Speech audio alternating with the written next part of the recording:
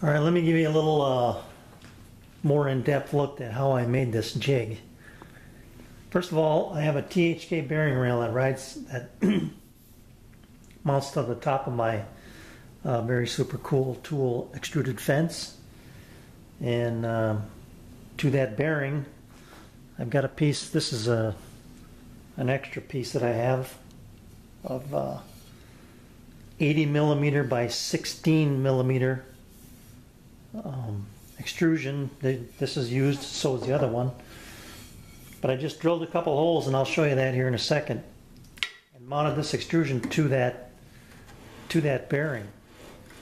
Let me show you how.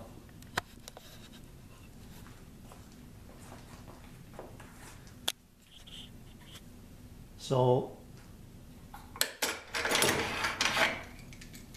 the festool clamps fit in those slots, like I mentioned before.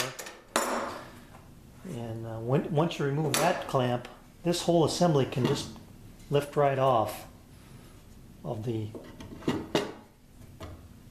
other piece of extrusion here. So let me take this off. And there you go. So you can see that all I did was take my piece of 3/4 Baltic birch, dated out a groove there for that piece of extrusion to sit in, and then created basically a window through which I can put my stops in. So these are, let me take this one out here.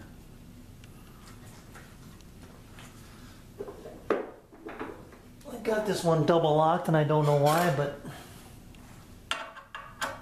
there. So this is just nothing more than a 2-hole T-nut, I'll call it. And you could get by doing this with just one bolt. But the secret is that your wooden stop here, let me take this apart.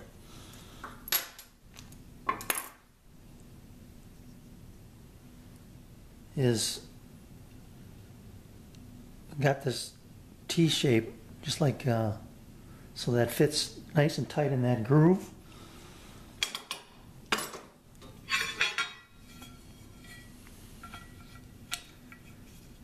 So you get a nice friction fit in that groove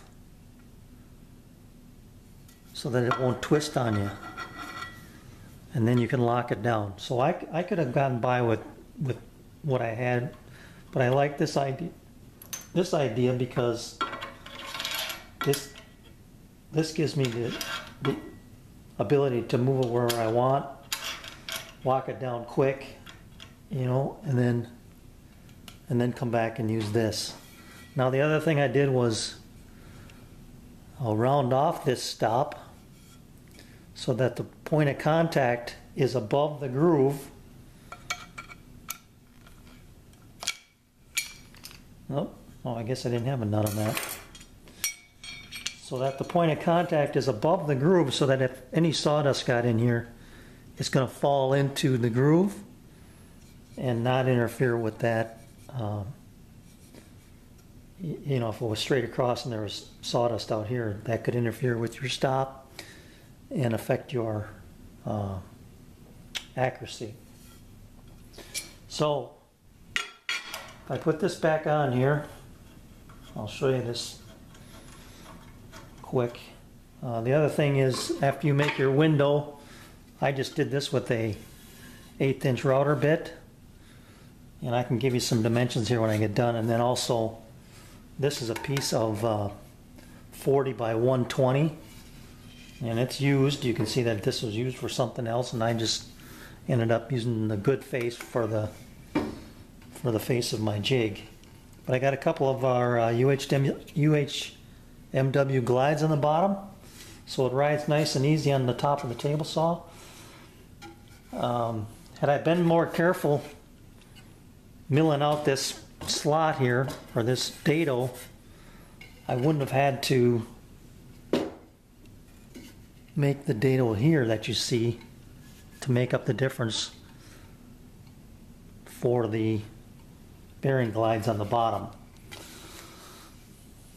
So this just mounts back on here, just like that.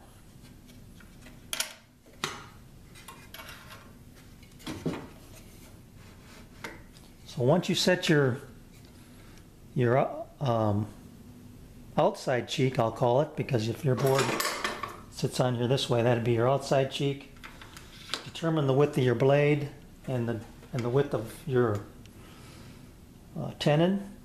Set this to that measurement. Lock it down. What did I do with my...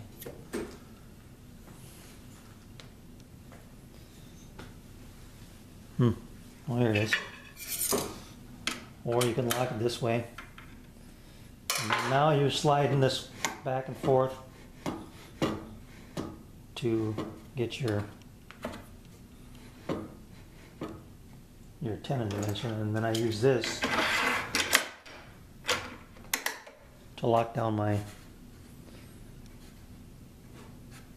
my adjustment so that it doesn't move on me as I'm pushing it through the blade. So let me give you a little close-up here of what I got.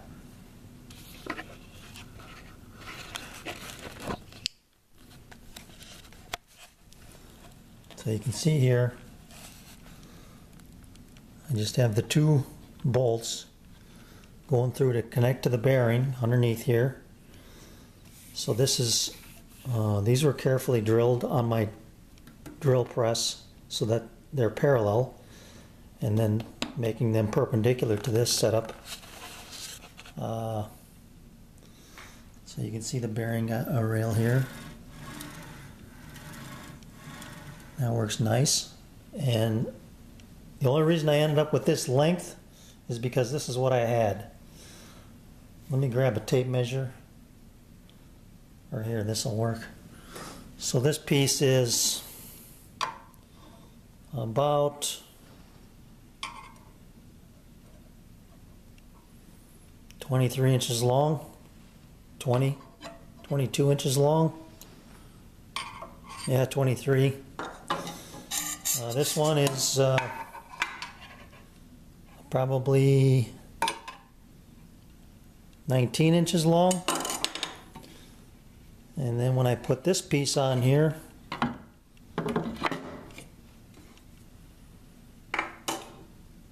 I remember this was a piece of scrap as well.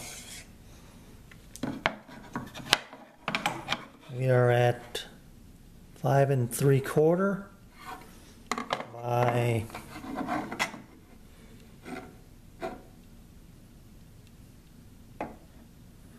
16.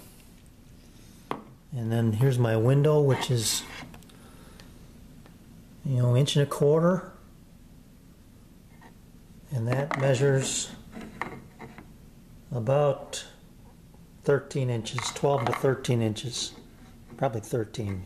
But those dimensions can be whatever you want, depending upon the capacity that you're looking to cut. The only reason I made mine this way is because it's what I had laying around. So you can adjust parallel. You can adjust this parallel with, by loosening up your two bolts up on top here, and you get a little bit of movement on your extrusion that way. You can canter it one way or the other a little bit. When I got done with mine, that's what I did. It worked out pretty slick. Once I had my table saw fence set parallel to my blade, this was so close, was unbelievable, because this is a straight shoulder here, and it gives you kind of a reference point. Anyway, I hope that helps you out. I don't know what else I can show you. There's the inner workings down there, I guess. And I'll walk around this way.